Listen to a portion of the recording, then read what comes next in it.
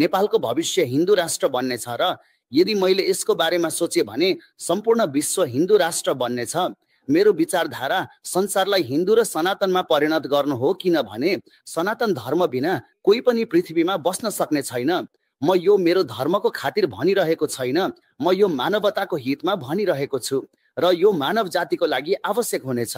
यस्तो समय आउनेछ जब औषधि असफल हुनेछ, कुनै औषधिले काम गर्ने छैन, जब विश्व युद्धमा ठुलो विनाश हुनेछ, खेतीपाती हुने छैन, मानिसहरूले खाना पाउने छैनन्, मानिसहरूमा ठुलो भेदभाव हुनेछ, साम्प्रदायिक शक्तिको प्रभाव बढ्नेछ र मानव सभ्यताको लागि हरेक दिन नयाँ समस्याहरू उत्पन्न हुनेछन्।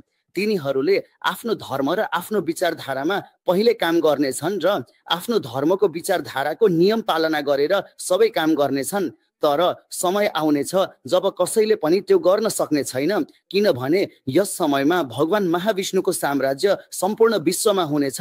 सबै देवताहरू अवतार लिएका छन्, सबै महावीरहरू पृथ्वीमा अवतार लिएका छन्, सबै सिद्ध ऋषिहरूले पनि पृथ्वीमा अवतार लिएर हिमालय जस्ता उन्नत पहाडहरूमा म देवी देवताहरू ऋषिहरू तिनीहरूले पनि पृथ्वीमा आफ्नो काम सुरु गरेका हुनेछन्।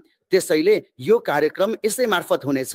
मानिसहरू पहिले असफल हुनेछन्, मानिसहरू आफ्नो सम्प्रदाय, आफ्नो धर्म, आफ्नो प्रविधि, आफ्नो विज्ञानमा असफल हुनेछन्। उदाहरणका लागि America, England, Germany, France, Bharat, रुस, इजरायल जस्ता ठुला प्रविधि देशहरू सोमा महत्त्वपूर्ण महाशक्ति हुन्। तिनीहरूले ती महाशक्ति देशहरूबाट देख्नेछन् कि प्रविधि असफल भइरहेको छ र कार्यक्रम पनि असफल भइरहेको छ। त्यसपछि तिनीहरूले के गर्नेछन्? त्यसपछि त्यही क्षण मानिसहरूले विकल्पको बारेमा सोच्नेछन्। मैले तपाईलाई पहिले नै विकल्पको बारेमा भनिसकेको छु, म अझै पनि यसको बारेमा बताउँदैछु। तिमीले त्रिकाल सन्ध्या गर्नुपर्छ।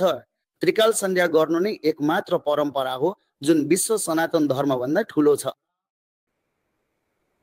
यसलाई कडा परिश्रमले प्रचार गरिन्छ र त्रिकाल सन्ध्या एक मात्र माध्यम हो केही समयको लागि त्यस्ता मानिसहरूलाई छुट्टै बचाइनेछ र जब ठुलो विनाशको त्यो समय आउनेछ तब त्रिकाल सन्ध्या महत्त्वपूर्ण हुनेछ। त्यसैले सम्झनुहोस्, सन्ध्या एक मात्र तरिका हो जसमा भक्तहरू बच्नेछन् र मानव सभ्यताको वास्तविक कल्याण हुनेछ।